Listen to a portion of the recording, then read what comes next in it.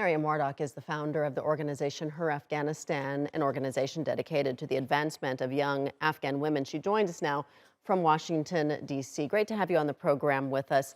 Now that the U.S. has pulled out and the Taliban are in control, what does the future look like for women in Afghanistan? Well, it can't you can't describe it in any other way than a distraught community that is concerned on how they're going to move forward.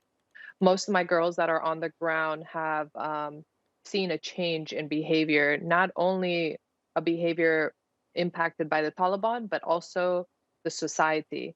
So I've mentioned in several of my past talks that the girls that were in Taliban that were in Kandahar working for banks were asked to return home and send a male representative from their families. That was an act taken by society. The girls that are in Kabul, some who work at local embassy staff, have been harassed by the Afghan Taliban members. But then there are other parts, such as Balkh or other parts in Kabul itself, where girls have seen no issues. There is the challenge of going to school. What's going to happen? How are they going to be able to further their education? Will they be allowed to choose what kind of education they want to pursue? There's so many questions unanswered that the future cannot be described by anybody. However, what we can do is try our best to put pressure on the Afghan Taliban to be able to hold the gains of the past 20 years, and more so to hold them accountable for anything that could cause violation to human rights. We know that the Taliban has said that girls and women will be allowed to have an education, although we don't know yet if, in fact, they will abide by that. But they have put limitations on how that education will be implemented.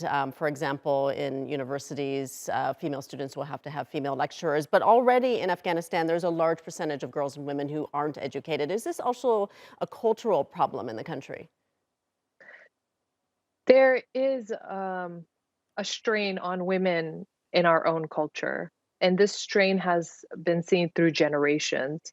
So we do have a very traditional and conservative society. The attention that I want to bring here is that the lack of female teachers that we have, and the opportunities. There are private institutions in Afghanistan that were very active because they had a segregated policy. However, there were struggles enrollments in public universities for female students. I know that the last record that we have seen by the Ministry of Education, that only 39% of 9.3 million students were females. So there is a struggle with numbers, accuracy, and there is that cultural struggle. I've identified this several times that we have to work within our culture and within the tribal system to help advance women.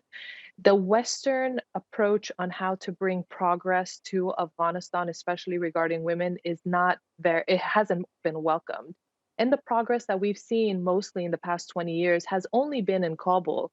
When you step outside of Kabul, for instance, the province that I'm from, Wardak, it's a very traditional society. It's also a society that's never seen burqas. They've always traditional wear the long, big black scarf, but there's no universities. Many districts don't have high schools, and many of the schools don't even have buildings. So it's very concerning when we talk about the gains, especially in some provinces. We also have to look at the fact that 40% of Afghanistan does not have electricity. Mm. So you are already struggling with a developing country. Now, when within that developing country, we need to look at the basic needs of what the people require. Yeah, so many questions about the future in Afghanistan. Mariam Wardak joining us from Washington. Thank you so much.